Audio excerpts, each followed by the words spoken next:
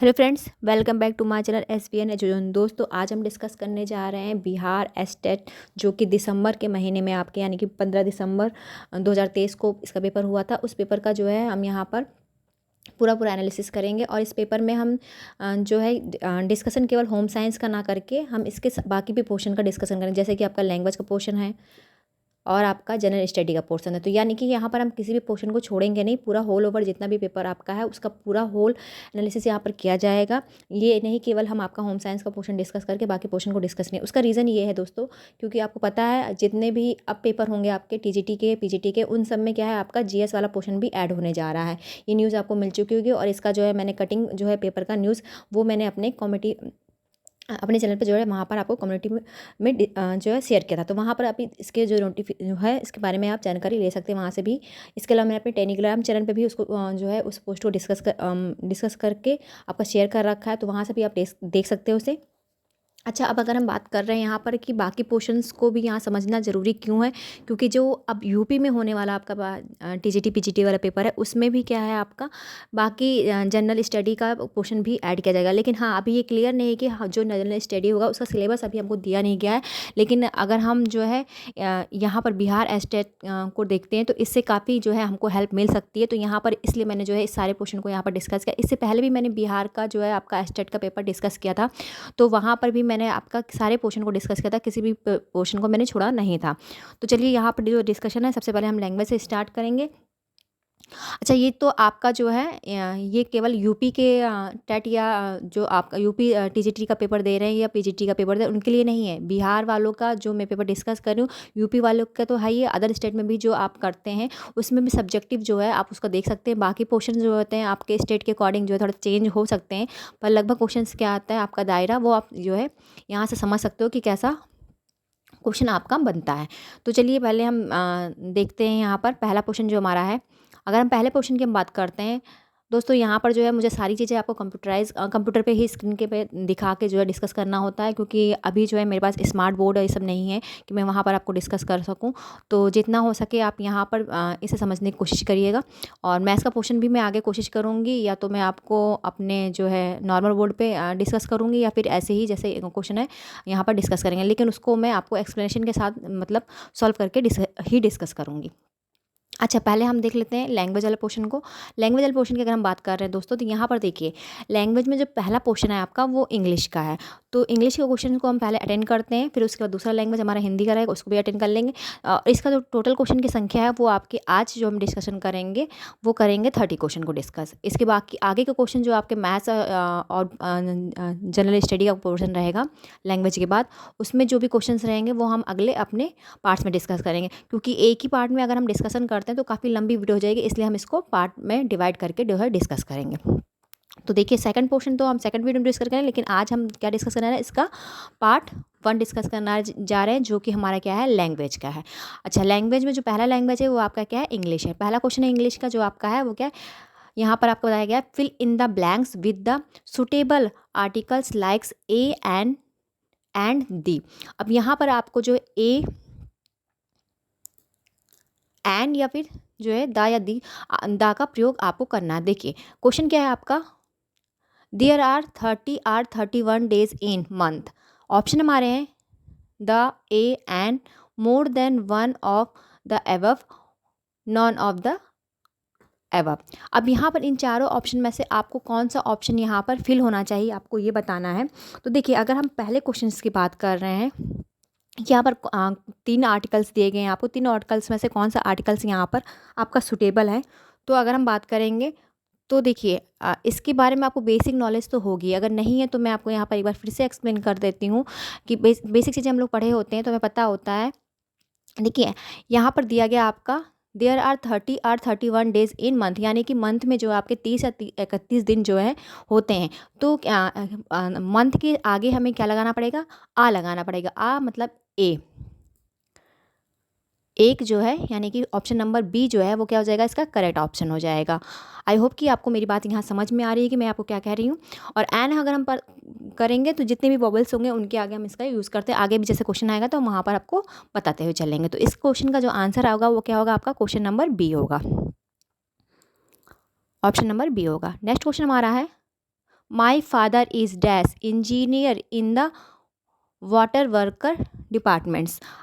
Option है आपके the, an, a, more than one of above, none of the above.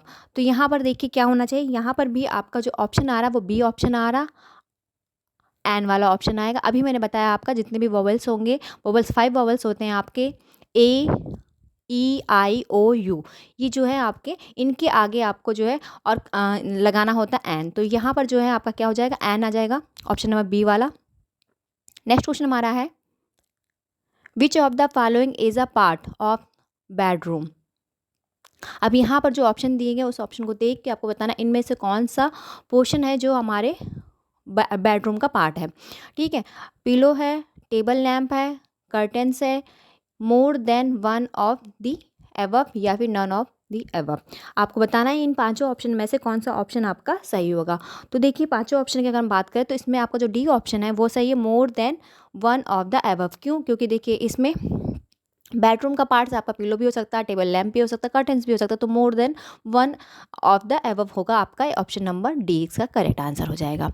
Which of the following is a part of a room. अब यहाँ पर अगला question है कि हमारे रूम का कौन सा पार्ट है, ये बताना है आपको। यहाँ विंडो होता है, आपका सीलिंग होता है, फ्लोर होता है, मोर than one of the above या फिर वन ऑफ द एबव। देखिए ये क्वेश्चन बहुत आसान है, अगर आप क्वेश्चंस की मीनिंग्स को समझ रहे हैं कि क्वेश्चन पूछा क्या गया तो आप इसका आंसर बहुत आसानी से दे सकते हैं।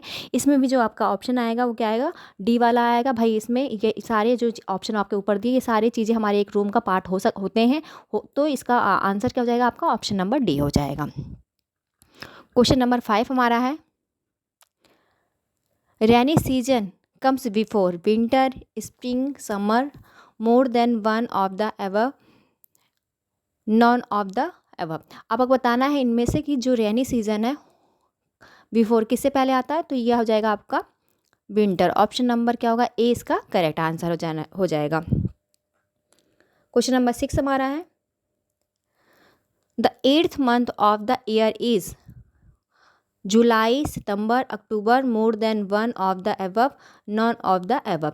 अब आपको बताना है इसमें से जो मंथ है, 8वां महीना है, वो कौन सा है। तो 8वां महीना हम सभी जानते हैं कौन सा महीना है आपका है, अगर हम काउंट करते हैं जुलाई, अगस्त होना चाहिए। तो अगस्त ऑप्शन में दिया नहीं गया तो हम किस ऑप्शन के साथ चले जाएंगे, ऑप्शन नंबर 5 के साथ हम चले जाएंगे, नॉन ऑफ द एबव, इसमें से कोई भी नहीं है। क्वेश्चन नंबर 7 हमारा है sister in law is husband, sisters, wife, sisters, brothers, wife, more than one of the above, none of the above. अब यहाँ पर बताना सिस्टर इन लॉ जो है किसे कहा जाता है, किस या क्या होता है, मतलब सिस्टर इन लॉ होती क्या है या हैं क्या। तो जो ऑप्शन दिए गए उस ऑप्शन को आप देखिए। पहला ऑप्शन अब था हस्बैंड्स, मतलब कि जो है हस्बैंड की बहन को, वाइफ की बहन को या फिर भाई की वाइफ को क्या कहते हैं इसमें से आपको बताना। तो इसका ऑप्शन हो जाएगा आपका मोर than one of the above. देखिए हस्बैंड जो है सिस्टर इन लॉ है, हस्बैंड की वाइफ को भी बोलते हैं हम लोग, और जो है इसके अलावा आपका ब्रदर्स की भी। तो ये मोर ऑफ द देन हो जाएगा, मतलब ये तीनों ऑप्शन आपके आते हैं। तो इसका सही आंसर जो हो जाएगा वो क्या हो जाएगा आपका, ऑप्शन नंबर डी हो जाएगा। क्योंकि सिस्टर इन लॉ जो होता है इंग्लिश में ये तीनों के मतलब भाई की वाइफ को भी बोलते हैं सिस्टर इन लॉ, और वाइफ जो होती वाइफ की बहन को भी बोलते हैं और हस्बैंड की बहन को भी बोलते हैं। तो इसका जो हो जाएगा सही आंसर हो जाएगा आपका ऑप्शन नंबर डी हो जाएगा। क्वेश्चन नंबर 8, क्वेश्चन नंबर 8 हम देखते हैं cousins are maternal, paternals, siblings, more than one of the above, none of the above. अब यहाँ पर आपको बताना है इसमें से कौन सा सही आंसर होगा। तो देखिए अगर कज़िन की बात करें, कज़िन हैं, मैटरनल्स जो होते हैं उन्हें भी हम कज़िन्स बोलते हैं, पैटर्नल्स को भी हम कज़िन्स बोल सकते हैं, और सिबलिंग्स जो होते हैं उनको भी हम जो है आपके कज़िन बोलते हैं। तो इसका जो सही आंसर हो जाएगा आपका क्या हो जाएगा, मोर than one of the above. तो इसका भी सही आंसर आ जाएगा आपका ऑप्शन नंबर डी के साथ हम जो है इसमें भी जाएंगे। क्वेश्चन नंबर 9 जो है वो देखते हैं हम क्या। देखिए यहाँ पर आपका फर्स्ट लैंग्वेज वाला पोर्शन खत्म हो, सेकंड लैंग्वेज पोर्शन है इसी में, जो आपका हिंदी का पोर्शन है वो देख लेते हैं। चांदी शब्द में कौन सी संज्ञा है। अच्छा संज्ञा पूछा गया है, तो सबसे पहले आपको संज्ञा क्लियर होनी चाहिए। संज्ञा जो है आपकी होती कितने प्रकार की, तो देखिए संज्ञा जो होती है वो आपकी होती है 5 प्रकार की संज्ञा होती हैं, जिसे हम उसमें कौन कौन से आपके आते हैं। एक तो व्यक्तिवाचक संज्ञा आता है, तो दूसरा आपका जातिवाचक संज्ञा आता है, फिर समूहवाचक संज्ञा आता है, द्रव या फिर जिसे हम पदार्थवाचक संज्ञा भी कहते हैं, और फिर आपका भाववाचक संज्ञा। ये 5 प्रकार की संज्ञाएं होती हैं।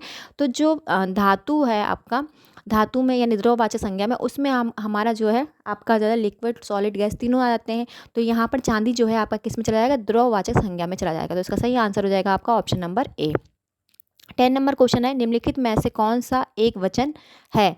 हस्ताक्षर, छाया, आंसू, उपयुक्त में से एक से अधिक, उपयुक्त में से कोई नहीं। तो यहाँ पर जो क्वेश्चन है आपका 10 है, उसका आंसर क्या हो जाएगा आपका छाया। छाया क्या है, एक वचन है। तो ऑप्शन नंबर बी क्या हो जाएगा, इसका करेक्ट आंसर हो जाएगा। 11 हमारा क्वेश्चन नंबर है, हिंदी शब्दकोश में छा का क्रम किस वर्ण के बाद आता है।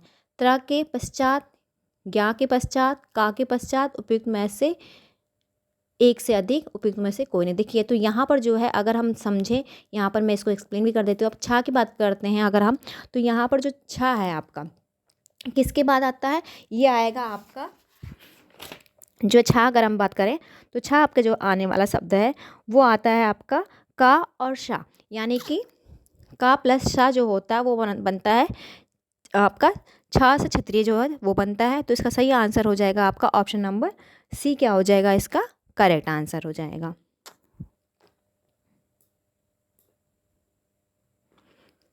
क्वेश्चन नंबर आपका है 12, जिसकी यह पुस्तक है उसे लौटा दो, इस वाक्य में कौन सा सर्वनाम है। सर्वनाम जो दे रखे हैं वो देख लेते हैं कौन कौन से। देखिए निश्चयवाचक सर्वनाम दिया है, संबंधवाचक सर्वनाम दिया है, पुरुषवाचक सर्वनाम दिया है, उपयुक्त में से एक से अधिक, उपयुक्त में से कोई नहीं। तो अगर हम सर्वनाम की बात करते हैं तो सर्वनाम कितने प्रकार के होते हैं, सर्वनाम आपके 6 प्रकार के होते हैं। यहाँ पर मैं आपको बता देती हूँ कौन कौन से होते हैं। पुरुषवाचक होता है, निश्चयवाचक सर्वनाम होता है, अनिश्चयवाचक सर्वनाम होता है, प्रश्नवाचक सर्वनाम होता है, संबंधवाचक सर्वनाम होता है और निजवाचक सर्वनाम होता है। ये आपके 6 प्रकार के सर्वनाम होते हैं, जिनमें से आपको सबके बारे में अगर पता है तो आप इसका आंसर बहुत ईजिली दे सकते हैं। यहाँ पर आपसे जो पूछा गया है वो पूछा गया है आपसे कि जिसकी यह पुस्तक है उसे लौटा दो, इस वाक्य में कौन सा सर्वनाम है। तो यहाँ पर जो है आपका ये निश्चयवाचक नहीं है, क्योंकि यहाँ पर चीज़ें निश्चित नहीं है। इसकी सारी डिफिनेशन अगर पता है तभी आप इसका आंसर बहुत इजीली दे सकते हैं। यहाँ पर संबंध बताया जा रहा है कि जिसकी पुस्तक है उसे क्या करिए, वापस दे दो।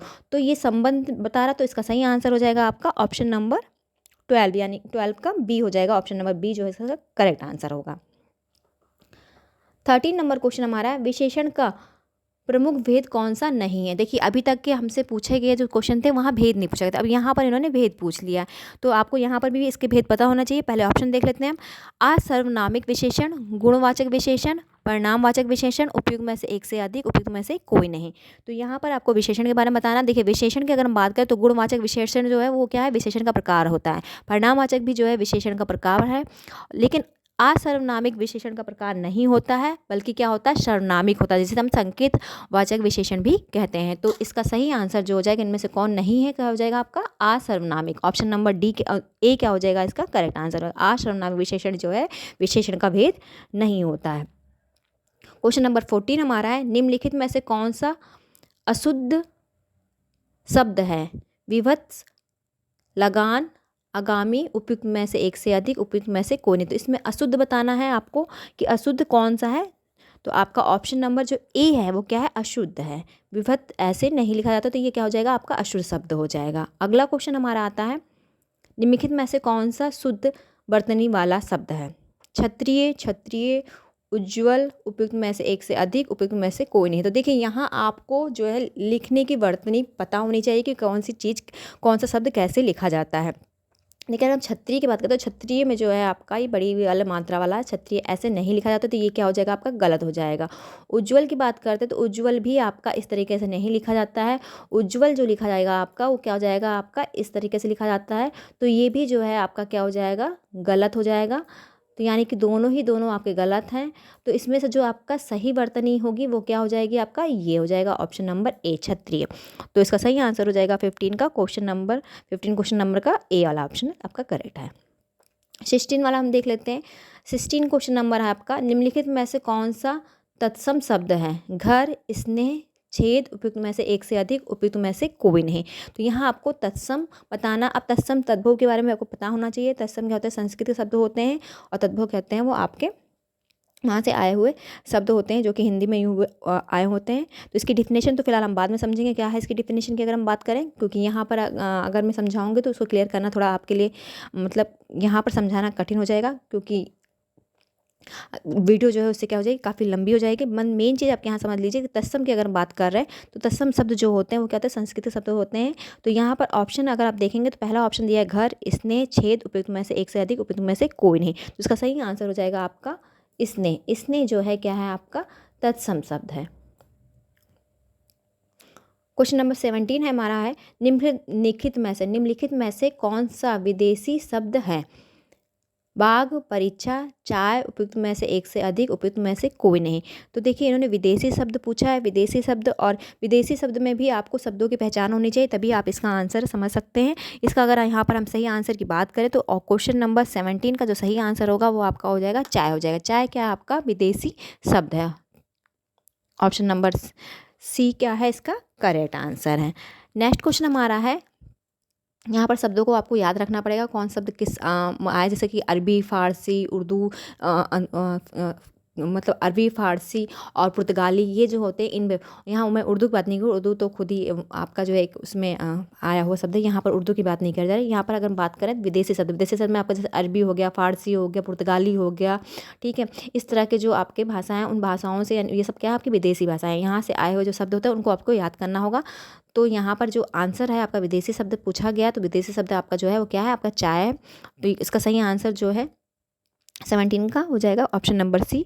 18 नंबर क्वेश्चन जो हमारा है वो है, रचना के आधार पर जिन शब्दों के खंड सार्थक ना हो उन्हें कौन सा शब्द कहा जाता है।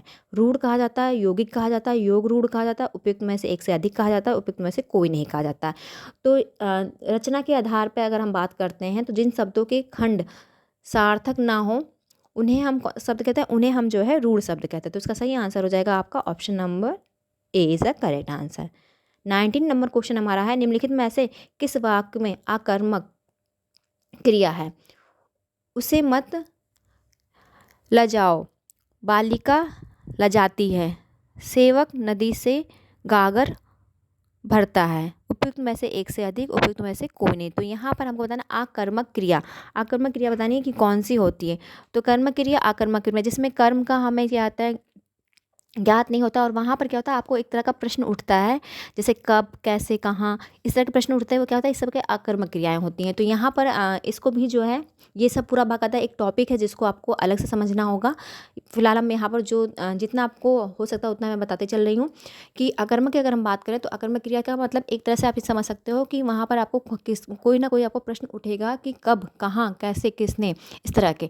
तो यहाँ पर जो क्वेश्चन दिया गया है, अगर हम देखें क्वेश्चन नंबर बी वाला, बालिका लजाती है, तो किससे लजाती है, तो यहाँ क्वेश्चन उठ रहा है, तो आपका ऑप्शन क्या हो जाएगा बी हो जाएगा। इसका सही आंसर हो जाएगा आपका ऑप्शन नंबर बी।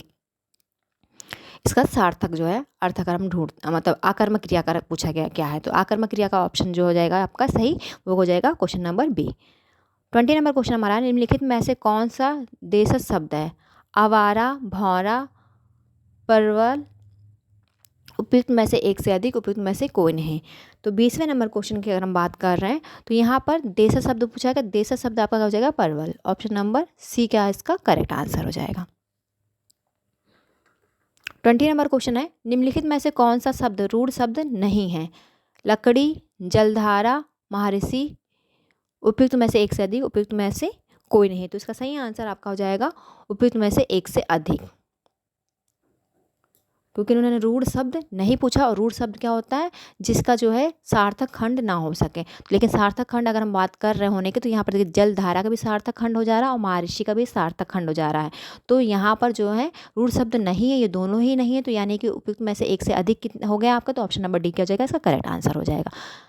खारिज किस भाषा का शब्द है। अरबी का है, फारसी का है, तुर्की का है, उपयुक्त में से एक से अधिक, उपयुक्त में से कोई नहीं। तो देखिए अभी इस तरह का क्वेश्चन एक और आया था जहाँ पर आपसे विदेशी शब्द पूछा गया था, यहाँ पूछा गया है खारिज शब्द ही दे दिया गया और पूछा है किस भाषा का है ये। तो इसका सही आंसर हो जाएगा आपका अरबी। खारिज जो है अरबी भाषा का शुद्ध जो है अरबी भाषा का शब्द है। क्वेश्चन नंबर 23 है आपका, अशुद्ध और शुद्ध वर्तनी का कौन सा युग्म सही नहीं है। तो देखिए चार आपके 5 ऑप्शन दिए गए, इन पांचों ऑप्शन अगर आप देखते हैं तो 5 ऑप्शन में से आपको ये देख के बताना है कि इसमें से कौन सा शुद्ध और अशुद्ध वर्तनी का युग्म सही नहीं है। तो कुछ पांचों ऑप्शन देखते हैं हम, और पांचों ऑप्शन में अगर आप देखेंगे तो आप देख सकते हैं कि यहाँ पर जो क्वेश्चन नंबर 23 का ई वाला ऑप्शन है, उपयुक्त में से कोई नहीं, ऐसा कोई भी ऑप्शन नहीं है जो आपका शुद्ध और अशुद्ध वर्तनी वाला ना हो। ठीक है, इसमें एक वर्तनी आपकी शुद्ध है तो दूसरी आपकी अशुद्ध है। इस तरह से आपके जो हर एक ऑप्शन में दिए गए, तो इनमें से जो सही आंसर हो जाएगा आपका क्या हो जाएगा, ऑप्शन नंबर ई हो जाएगा। क्वेश्चन नंबर 24 है, उसका भविष्य उज्ज्वल है, इस वाक्य में रेखांकित शब्द की शुद्ध वर्तनी कौन सी है। देखिए उज्ज्वल जो है आपका, यहाँ पर अभी मैंने ऊपर आपको उज्ज्वल की वर्तनी शुद्ध बताई थी कैसे लिखी जाएगी, तो यहाँ पर बताना इनमें से कौन सा शुद्ध है जो उज्ज्वल की आपका रेखांकित शब्द है, इसका शुद्ध वर्तनी होगी। तो हम ऑप्शन देखेंगे, पहला ऑप्शन आपका देखिए, दूसरा देखिए, तीसरा और चौथा पांचवा। तो इसमें हम देखते हैं जो पहला ऑप्शन है आपका, ये क्या है, इसकी शुद्ध वर्तनी है, तो ऑप्शन नंबर ए क्या हो जाएगा, इसका करेक्ट आंसर हो जाएगा। 25 नंबर क्वेश्चन आपका है, एक छोटी आकृति का चमकीला वर्ग जो स्क्रीन पर किसी चिन्ह की स्थिति को स्पष्ट करता है, उसे क्या कहते हैं। उसे क्या कहते हैं आपको यहाँ बताना है। तो उसे हम पहले ऑप्शन देख लेते हैं, कर्सर कहते हैं, चिप कहते हैं, कमांड कहते हैं, उपयुक्त में से एक से अधिक कहते हैं, या उपयुक्त में से कोई नहीं कहते हैं। तो इसे क्या कहते हैं, हम कर्सर कहते हैं। ऑप्शन नंबर ए क्या हो जाएगा, इसका करेक्ट आंसर हो जाएगा। 26 है, कुरुक्षेत्र के लेखक का क्या नाम है। हरिओद है, श्रीधर पाठक है, मैथिली शरण गुप्त है, उपयुक्त में से एक से अधिक, उपयुक्त में से कोई नहीं। तो देखिए ये जितने भी ऑप्शन आपको दिए गए हैं, इनमें से आपका कोई भी ऑप्शन सही नहीं है, क्योंकि कुरुक्षेत्र के जो है वो कौन है, आपके जो है दिनकर जी हैं, इसके जो है लेखक हैं। तो इसका दिनकर कहीं ऑप्शन में दिया नहीं गया है, मैं यहाँ पर आपको बता दे रही हूँ। इस जो कुरुक्षेत्र का लेखक है वो कौन है, दिनकर है। तो यहाँ दिनकर आपके किसी भी ऑप्शन में दिख नहीं रहे, तो इसका सही आंसर हो जाएगा आपका उपयुक्त में से कोई नहीं। 27 क्वेश्चन नंबर आपका है, जशोदा हरि पालने, झुलावे हलरावे दुलराई मल्हावे, जोई सोई कछु गावे। उपयुक्त काव्य पंक्तियों में कौन सा रस है। श्रृंगार रस है, वीर रस है, वात्सल रस है, उपयुक्त में से एक से अधिक, उपयुक्त में से कोई नहीं। तो यहाँ पर जो रस है आपका कौन सा है, वात्सल रस है।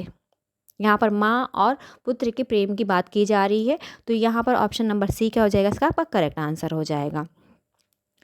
हिंदी भाषा के उद्भव का काल माना जाता है 500 ईसा पूर्व, 500 ईसा, 1000 ईसा, उपयुक्त में से एक से अधिक, उपयुक्त में से कोई नहीं। तो इसका सही आंसर जो हो जाएगा क्या हो जाएगा आपका, ऑप्शन नंबर सी। जो हिंदी भाषा के उद्भव का काल माना जाता है वो क्या माना जाता है आपका, 1000 ईसा, जो 1000 ईसा माना जाता है। ऑप्शन नंबर सी क्या हो जाएगा, इसका करेक्ट आंसर हो जाएगा। क्वेश्चन नंबर 29 है, भारतीय काव्य शास्त्र में क्षमाशील, गंभीर, स्थिर चित्त, स्वाभिमानी एवं दृढ़ प्रतिज्ञ नायक को कहा गया। धीर ललित कहा गया, धीरोदत्त कहा गया, या फिर धीर प्रशांत कहा गया, उपयुक्त में से एक से अधिक, उपयुक्त में से कोई नहीं। तो इसका सही आंसर जो हो जाएगा वो क्या हो जाएगा आपका, ऑप्शन नंबर बी इसका करेक्ट आंसर हो जाएगा, धीरोदत्त कहा गया है। इस वीडियो का हमारा लास्ट क्वेश्चन है। इसके आगे का जो पार्ट सेकंड है, यानी कि आपका जो है जनरल स्टडी, वो हम अपनी वीडियो के सेकंड पार्ट में डिस्कस करेंगे, और थर्ड पार्ट में हम होम साइंस के सारे क्वेश्चन को डिस्कस करेंगे। तो लास्ट क्वेश्चन को भी देख लेते हैं हम अपना, क्या है इस वीडियो का। जिस शब्दों पर लिंग वचन कारक का कोई प्रभाव ना पड़े वे कहलाते हैं, अव्यय कहलाते हैं, विकारी कहलाते हैं, अविकारी कहलाते हैं, उपयुक्त में से एक से अधिक, उपयुक्त में से कोई नहीं। तो जिन शब्दों पर लिंग वचन कारक का कोई प्रभाव नहीं पड़ता, उन्हें हम क्या कहते हैं, उन्हें हम कहते हैं अविकारी शब्द कहते हैं। तो इसका सही आंसर हो जाएगा आपका option number C. I hope आपको वीडियो पसंद आई होगी। प्लीज़ अगर वीडियो पसंद आए तो वीडियो को लाइक, शेयर और चैनल को सब्सक्राइब करके बेल आइकन को प्रेस कर लीजिएगा, ताकि आने वाली जितनी भी वीडियोज़ हैं उसकी नोटिफिकेशन आपको टाइम टू टाइम मिलती रहे। Thank you.